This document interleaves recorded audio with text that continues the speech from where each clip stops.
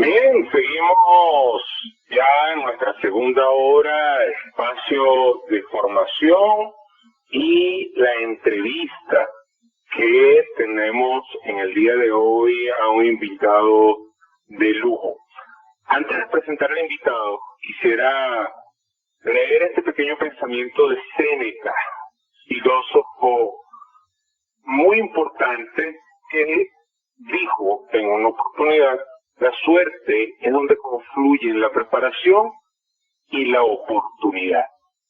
A eso es lo que mucha gente le llama suerte, y de esto también vamos a hablar en el día de hoy. Al principio del programa hablábamos sobre la ciencia de los datos y su aplicación en las empresas.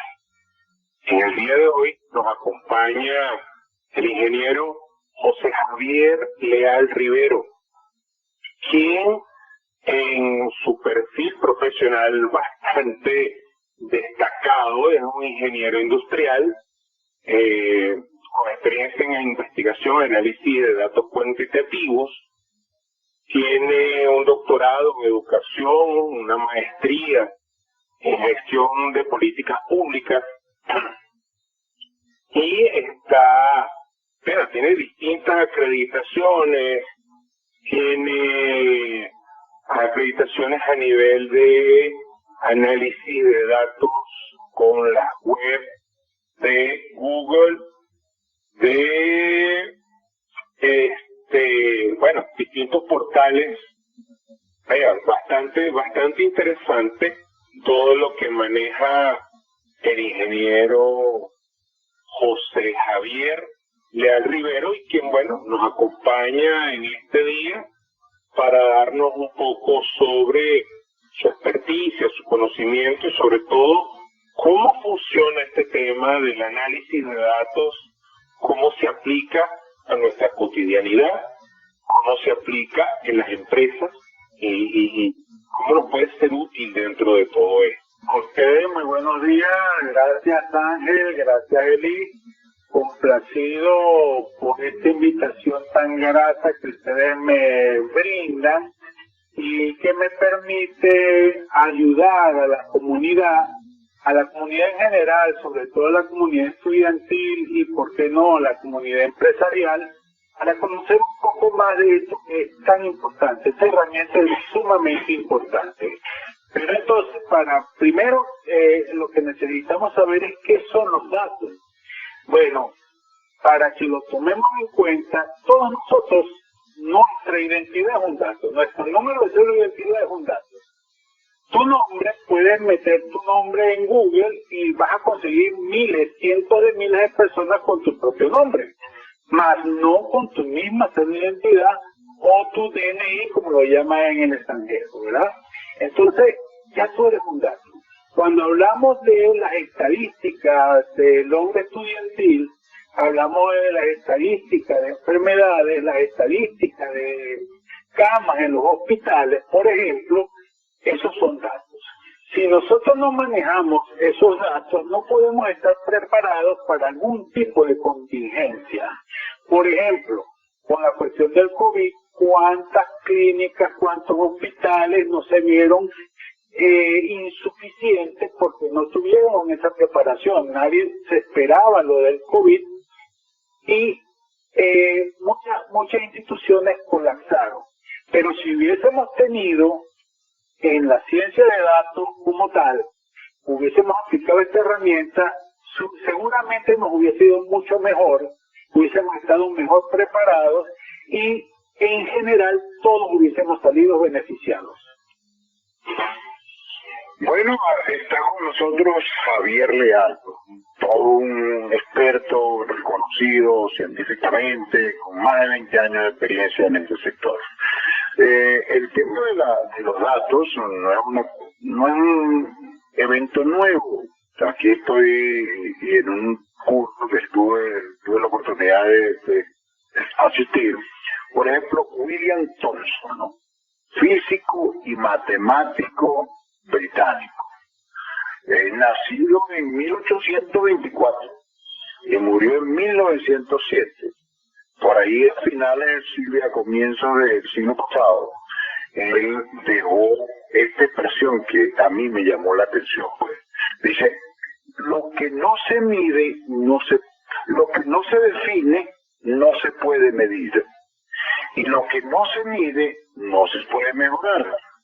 Y lo que no se mejora, se degrada. O sea, imagínense todo lo importante que son los datos. Entonces, sigamos acá con esta conversación, esta misma conversación con el ingeniero Javier. Javier, ¿podría ampliarnos un poco, explicarnos qué es la ciencia de datos y cómo aplica a los negocios? Muy feliz. Para comenzar, tenemos que aclarar algo. La ciencia de datos es una profesión relativamente nueva como ciencia de datos en su aplicación para el mundo empresarial. Pero los datos y los análisis de datos siempre han existido, ¿verdad? Por ejemplo, le comentaba al amigo Ángel en el negro, en el corte, de que Alan Turing durante la Segunda Guerra Mundial fue uno de los precursores del análisis de datos cuando se dedicó a descifrar las claves, todos los movimientos que hacían los grupos alemanes y cómo descubrir para dónde iban, qué iba a suceder con eso, predecir a través de esos datos que él iba tomando qué iba a suceder. Eso es lo que hacemos hoy en día con análisis de datos, básicamente. Ahora bien, mucha gente piensa que porque, por ejemplo, tomó una estadística de un grupo de personas, su edad, su color de pelo, su estatura, etcétera, etcétera, y hizo una gráfica y dijo, mira, el 20% es tal cosa, etcétera, ya es un analista de datos. En lo básico, sí, porque tú estás tomando unos datos X y estás haciendo una interpretación de eso, pero muy básica. Ahora, la ciencia de datos lleva esto mucho más allá de lo que es tomar una media, de lo que es tomar una data que es representativa a una data que es inferencial, que te permite ir más allá, ir a la predicción. Y eso es lo que buscamos en la ciencia de datos cuando la aplicamos a los negocios. Por ejemplo, si yo tengo una empresa y quiero saber cómo está haciendo la productividad de mi empresa, primero, como decía nuestro amigo Eli, yo tengo que conocer el proceso empresarial. Yo tengo que conocer qué variables que llamamos en ciencia de datos KPI son las que definen el procedimiento y si está siendo bueno o no. Por ejemplo, podemos medir la productividad, la eficiencia, la eficacia y la calidad de nuestro producto. Pero más allá, cuando lo vemos en la parte económica, podemos decir, ¿está ganando la empresa? ¿Está perdiendo la empresa? Muchas veces, como no tenemos esos datos registrados, no sabemos que estamos perdiendo y tenemos un poco de plata en nuestro banco y decimos, sí, tenemos dinero. Es una percepción. Es una percepción que está muy falsa porque no está, es lo que llamamos datos informados, o sea, datos precisos. Entonces estás llegando a una conclusión errada sobre unos datos que no son firmes, no son confiables, que es una de las debilidades de las empresas para aplicar la ciencia de datos. Los datos, la obtención y la buena calidad de los datos con los que vas a trabajar. Bien, excelente, ¿no? Los datos son clave. De hecho, los economistas, cuando hablamos de cómo va a cerrar la economía o cuáles son las expectativas para el próximo año, esta es una ciencia que le echa mano directamente a la estadística. De hecho, una rama de la economía es la econometría, que son modelos que predicen.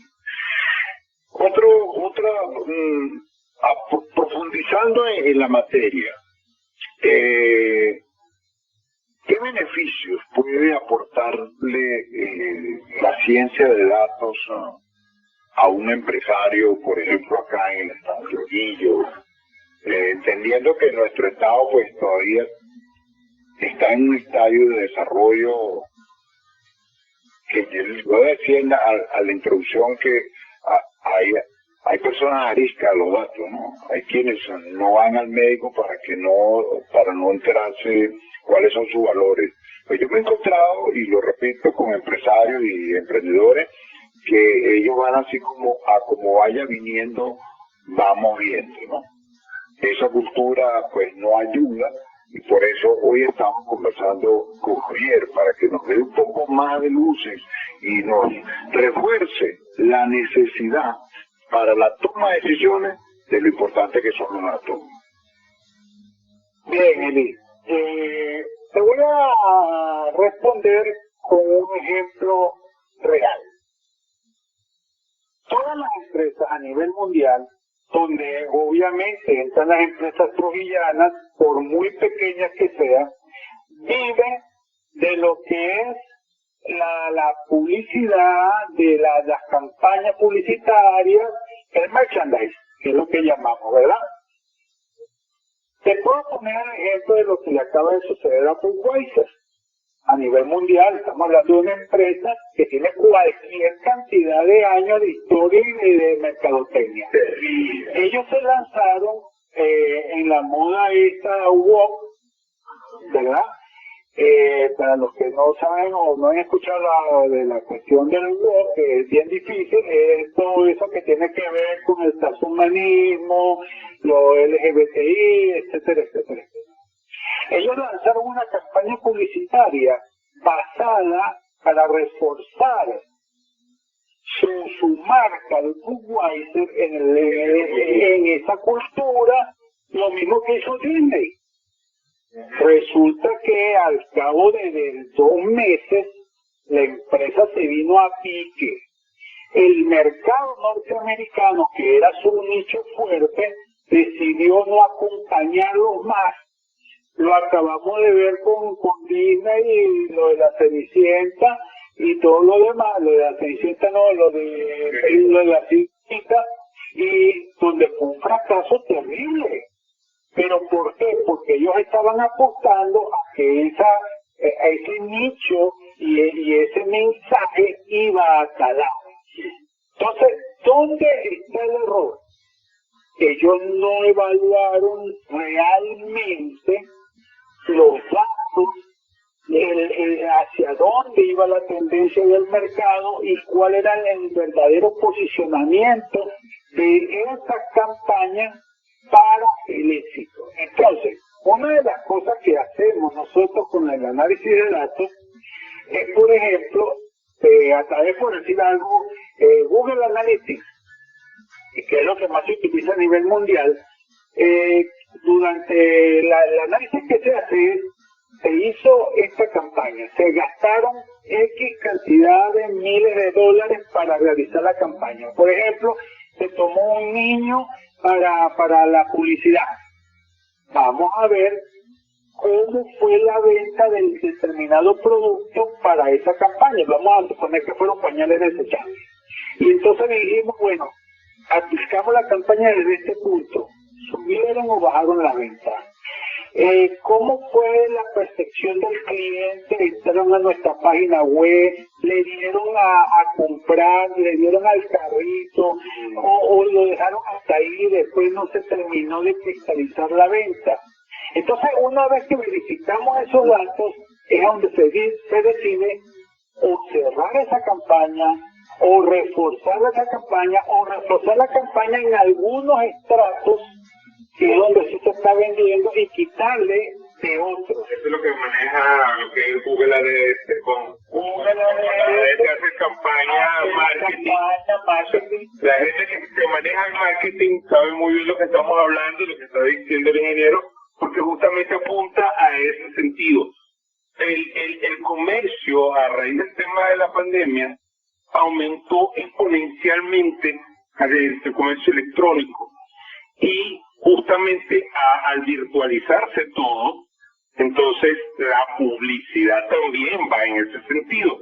Razón por la cual esto que usted está diciendo obviamente cala perfectamente, porque si tú vas a entrar a un nicho, en este caso vas a exponer tu producto en un modo virtual, tienes que tener muy claro hacia dónde estás apuntando, hacia dónde vas a enfocar, hacia dónde vas a invertir, porque es que el tema del marketing, por ejemplo, en este caso, no es simplemente postear una foto o hacer un TikTok,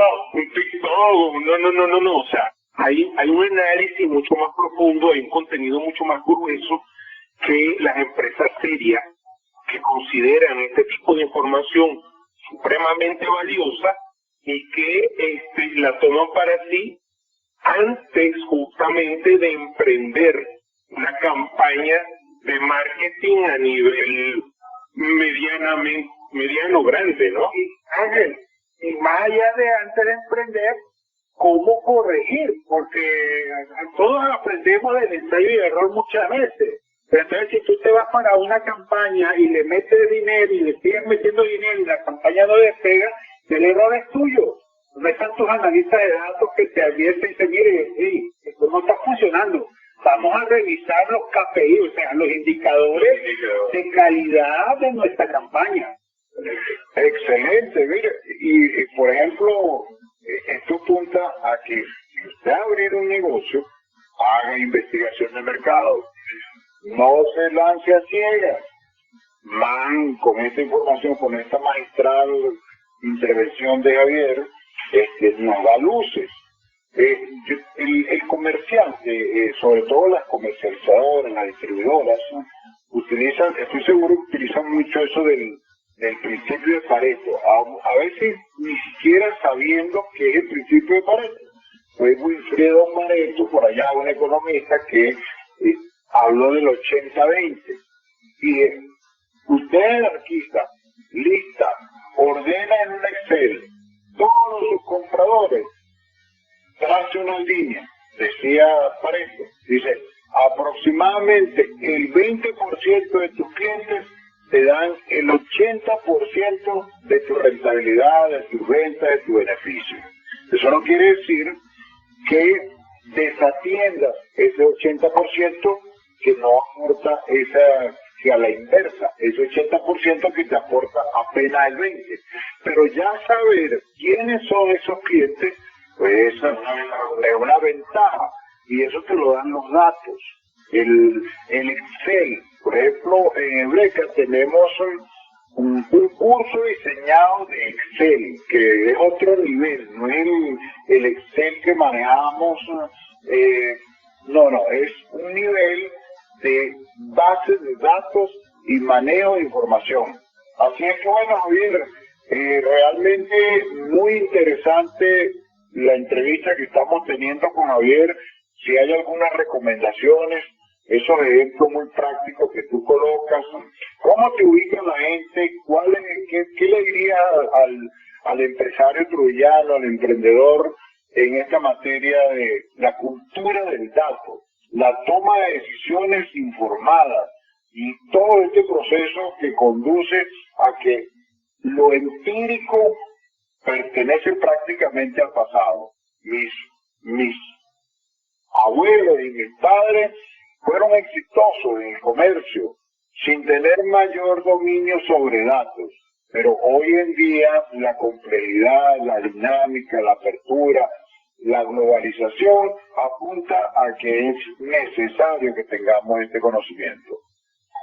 Bueno, Eli, básicamente, como lo decía, una de las dificultades de aplicar la ciencia de datos, y hoy en día entendiendo que dentro de la ciencia de datos hay que aplicar estrategias de machine learning, de deep learning, o sea, que estamos hablando de inteligencia artificial, con la que ya la mayoría de la gente está hoy en día identificada por lo de ChatGPT y demás. Pero la inteligencia artificial va mucho más allá. Esto que estamos hablando de ChatGPT, eso es lo que está por encimita, es lo que ve el común denominador de las personas. Es comenzar, es perderle el miedo a eso y comenzar. Pero el proceso de comenzar es la parte difícil, porque las empresas no están acostumbradas acostumbrada a llevar datos. Los datos que llevan son datos muy precisos, que vendimos, que vendedor tengo, pero más de allí no pasa. Entonces, necesitamos encauzar los datos y comenzar de a poquito, aunque sea de a poquito, pero comenzar a adquirir datos. En la ciencia de datos y en el manejo de los datos, hasta llegar a aplicar los modelos de inteligencia artificial que nos predicen qué va a suceder, cómo nos va a ir con tal producto. Por ejemplo, en el caso que te mostraba hace poco, Eli, de la rotación de personal de una empresa de tecnología latinoamericana, donde la gente se les estaba yendo y le estaba causando grandes pérdidas, ¿quién es el que se me va, que tengo en riesgo de que se me vaya y me vaya a causar una pérdida económica? ¿Qué pérdida económica puedo tener? ¿Qué correctivos debo realizar? Y eso a nosotros nos sirve de mucho para afianzar nuestras empresas que están comenzando. Bueno, vamos cerrando ya este espacio. Tuve la oportunidad de ver un programa que desarrolló el ingeniero Javier sobre la rotación de personal. Una base de datos que le permitía predecir qué personal estaba a punto de irse, cuáles eran los que abandonaban más rápido las organizaciones. Lo hizo en una empresa de servicios petroleros en el estado Zulia.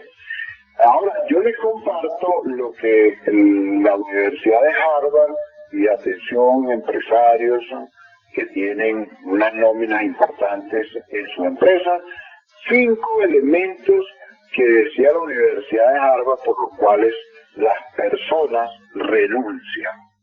La primera era falta de retos y poco espacio para crecer. O sea, no ofrecen desarrollo. La segunda es incongruencia entre los valores que predica la organización y los que practica. Es más claro pues posible. La otra razón por la cual se van muchos trabajadores es por remuneración insuficiente y pocos beneficios económicos. La cuarta razón es ausencia de reconocimiento, valoración y aprecio del presidente, del gerente, del supervisor, de ese clima laboral que debe prevalecer en las organizaciones. Y la quinta causa es ausencia de liderazgo inspirador. Con esto vamos cerrando y le damos el pase al amigo Max Fonseca. Los invitamos a sintonizarnos cada sábado en su programa de Economía y Finanzas. Le damos las gracias a el ingeniero Javier Leal y bueno, lo tendremos por acá en cualquier otra oportunidad. Se despide por acá Eli Blanco, hasta el próximo sábado.